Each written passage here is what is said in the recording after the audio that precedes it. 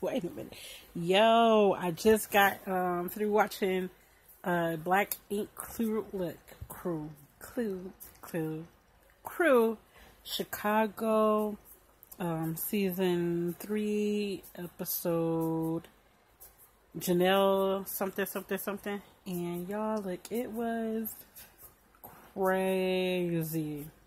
crazy, and I'm not really gonna recap the whole episode. I mean, if you watched it just like I watched it, then you have an opinion, just like I have an opinion. And right now, I want to share this opinion with you.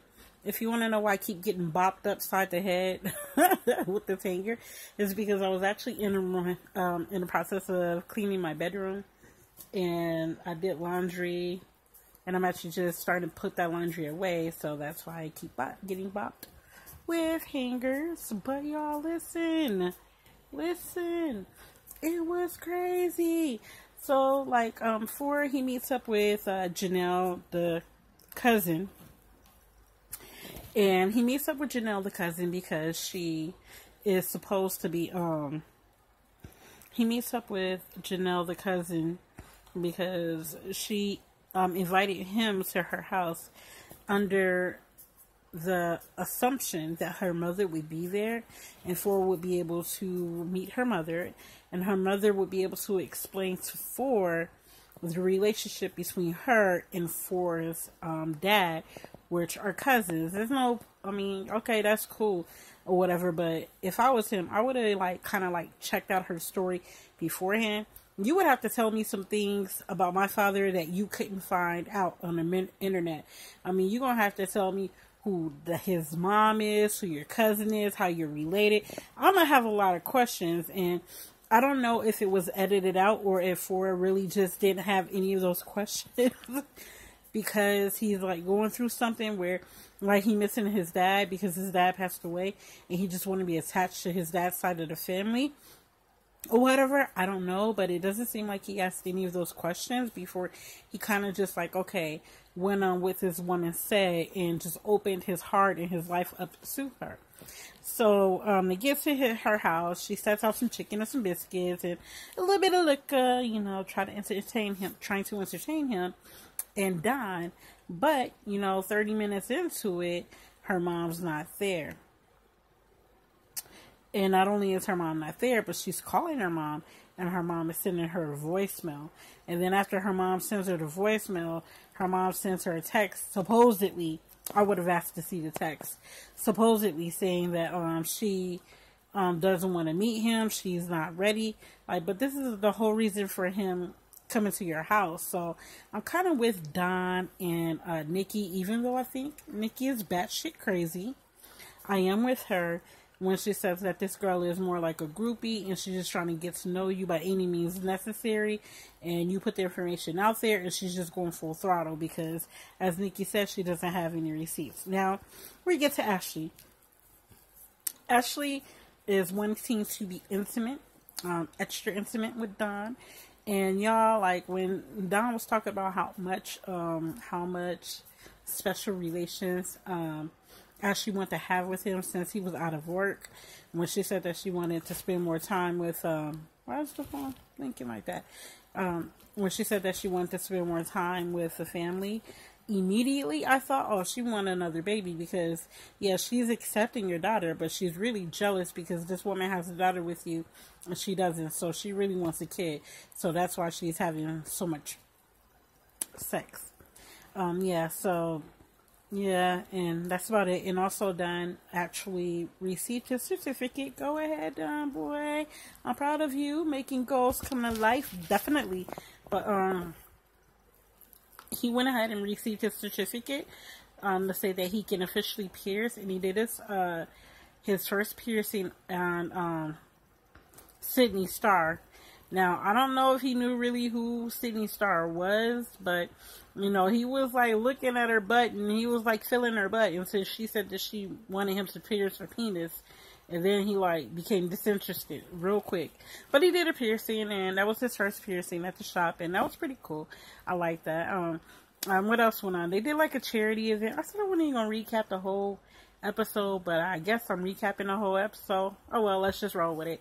So, NIMAG, they are actually doing a charity event, bag lunch or something like that, where everybody in the shop and some other people from this foundation get together and they make like 500 sandwiches that they're going to give out to homeless people.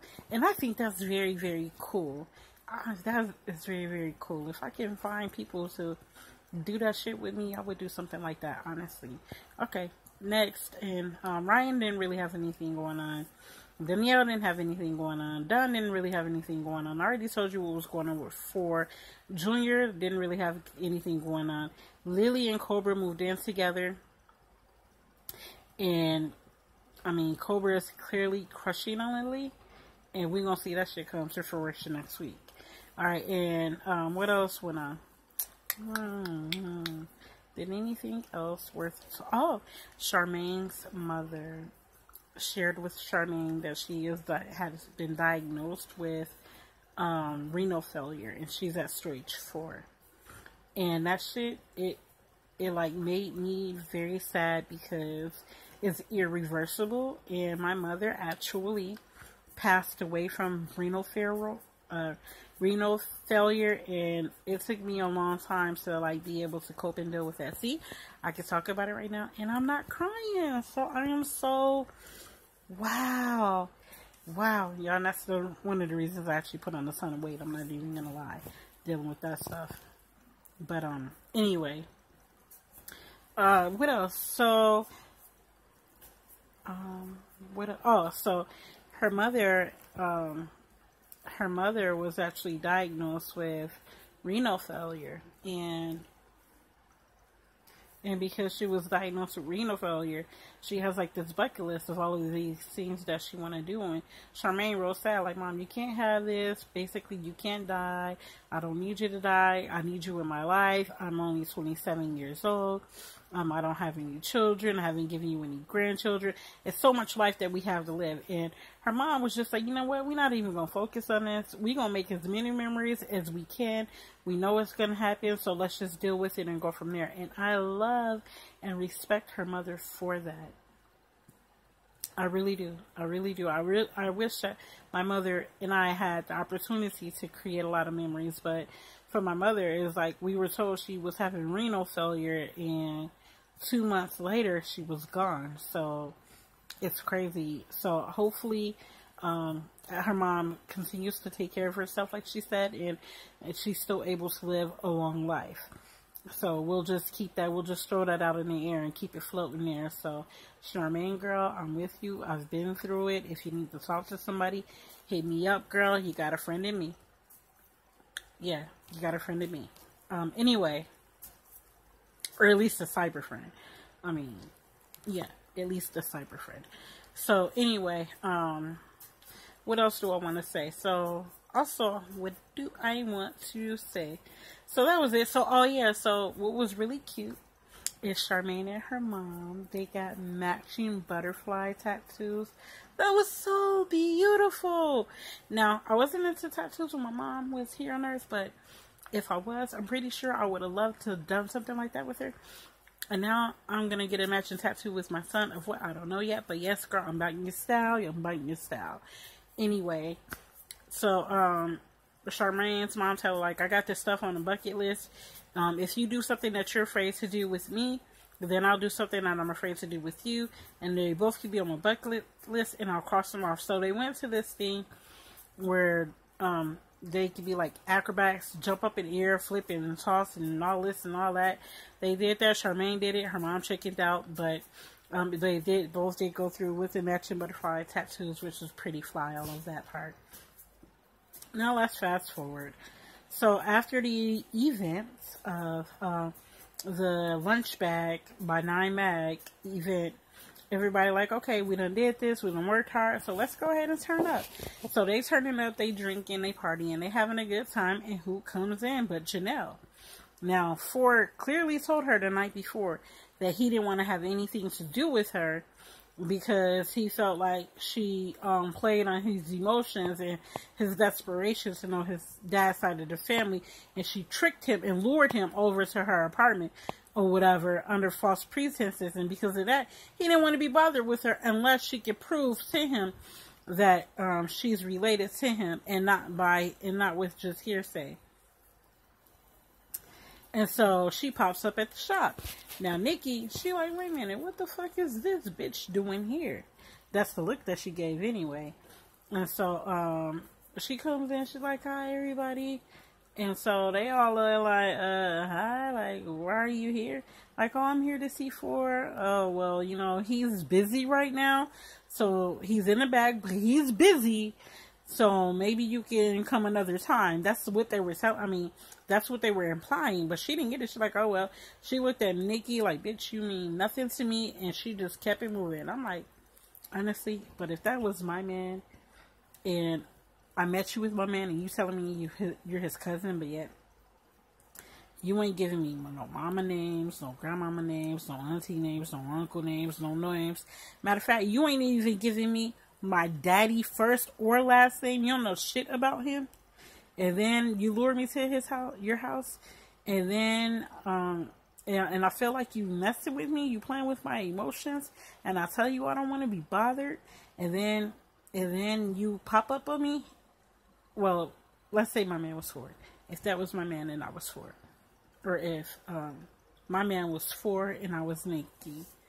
I don't even think when they told her that he was busy and she didn't leave, I think at that point, the part of me that's kind of nurturing and that's kind of protective, I think I probably would have drug her ass out of there, wig and all.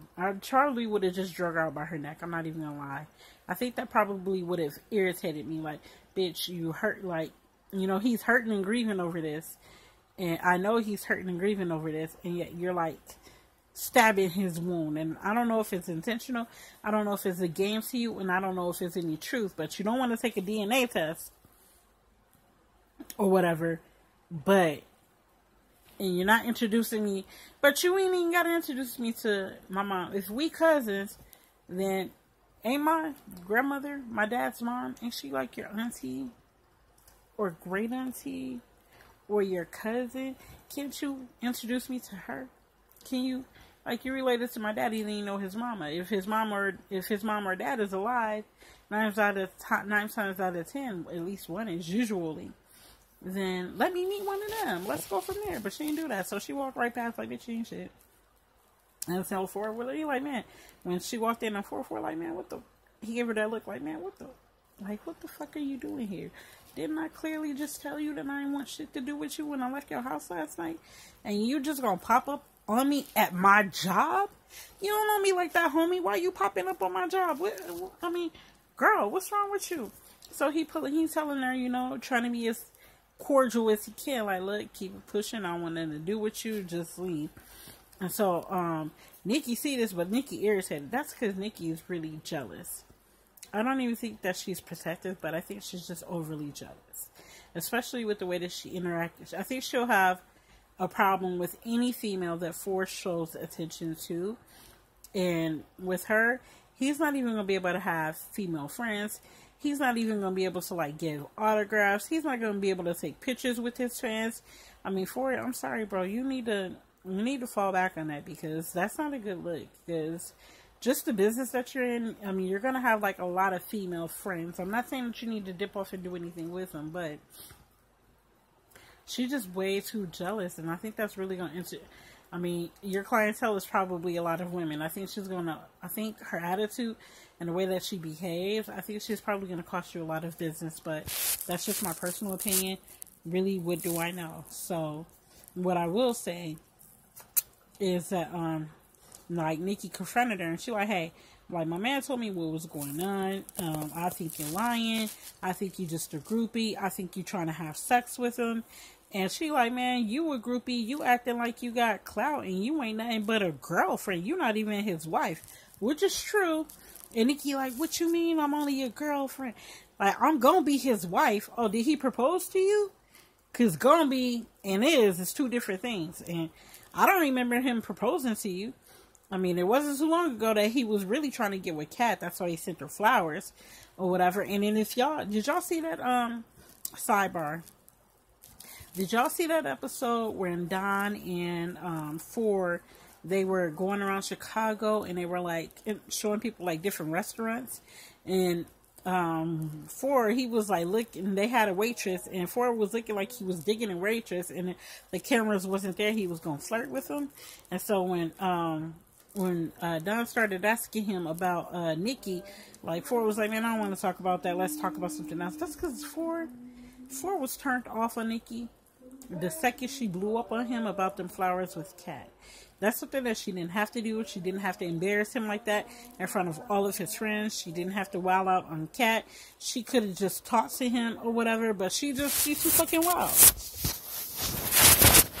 I mean, she's young and she's wild, and that's just, yes, son. Times are getting wild, but you gotta say forget that, yeah. Honey, I'm in the middle of a video. Yes. I don't understand that. Oh, really? Why? No reason, jeez. I know what the reason is. What? It's because I'm in the middle of doing something, and now that I'm in the middle of doing something and distracted you with my attention. Now, I've been here all night. I've been in here since, like, I don't even know. But you've been on the phone all night. I ain't been on the phone all night, man. I've been in here folding clothes, sweeping floors, and stuff. I gotta put these clothes in the closet and in the drawer. I mean, I want them curtains up, but is you gonna hang them curtains up tonight? I'm gonna poop.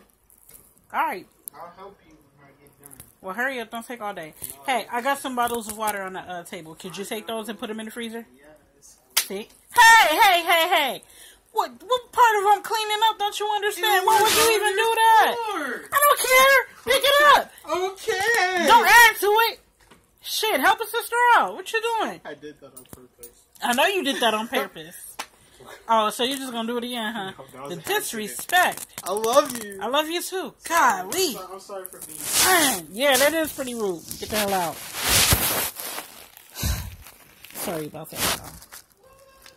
Now I don't even know what I was talking about. Oh yeah, so Nikki is a wild crap. I mean, that bitch is like, she fire. I mean, she's like, you know how you spark a lighter and how you got to spark it a couple of times to get the fire? So she's actually that spark. She don't need much. She's just ready to go. She's TCG.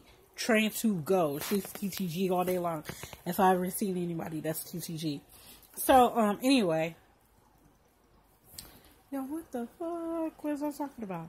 Oh, so yeah, so, Nikki like, oh yeah, you a groupie. And, when Janelle told Nikki that she wasn't nothing but a girlfriend and she was a groupie too, she went ham. So Don was like, you know what? Let me put myself in the middle of this. I don't want these girls fighting. At least not in this shop or whatever. It's not a good look. So he's like, you know what, Janelle? I think you should just leave. So Janelle walks out the building. Four walks out the building. Janelle goes stand by her car. I guess she's trying to like think and try to hear where Four is coming from. She's trying to hear and think about where Four is coming from. And Nikki, like, Four walk off. So Nikki like, okay, Four, come here. Why you walking off? Because he don't want to deal with that retarded ass shit. That's not his personality. Some dudes is all for the turn up. Some dudes love when they women wilding out. But a lot of dudes ain't for that shit. They feel, I mean, a lot of dudes not for that shit. And he is clearly not for the shit. Now, Don love that crazy shit. That's why he would actually. Before, that's not his mentality. He likes a real meek, mellow chick. He just want to have fun. You understand? He want to have fun and get into some things, you understand? And I understand that. So, when he walks off, and he like, man, basically, fuck you. I'm not coming back. I don't want nothing to do with you. Or anything like that. So, she like, okay, fine, fuck it.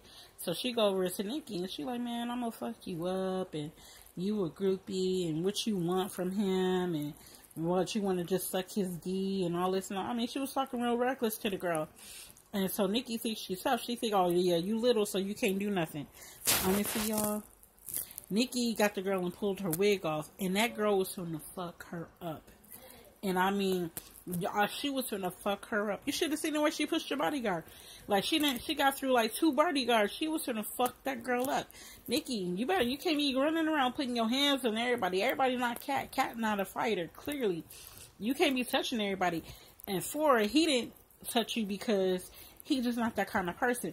But if it was me that you ran up on and you trying to smack me with some flowers, bitch, I would hurt you. You understand? I would drag you through the mud. You understand? I'm not even a fighter. Let me rephrase that. I'm not a fighter unless you provoke me. If you hit me and you disrespecting me and you disrespecting, man, look, I would tear your ass down. I'm 5'2.5", and I'm a big girl. But even if I wasn't, even when I was like 110 pounds, I was fighting bitches bigger than you. So that means nothing. You better stop picking up people. All you kept saying is like, I'm gonna drag your ass, and that girl was soon to give you the business. She was gonna put you in the mix, and I mean, I got a feeling she gonna catch you. She definitely gonna put you in the mix. You need to calm your young ass down, because what you're doing is not a good look. If anything, girl, that's the best way for you to lose your man or whatever. And if you want to be engaged to him at one point, if you want to be married to him at one point, if you want to have children with him at one point, then you're going to have to calm that shit down, because you right now, my dear, you are not a good look for him. You're not the kind of woman that he can take to a business meeting, and that's what he needs, and I feel like that's what he's looking for. I mean, if you agree with me, cool. If you disagree with me, let me know. And let me know how I did. Let me know if you like this review, if you watch it. And thanks for enduring the sidebar conversations. So this is your girl, Angie Eyes, and I am out.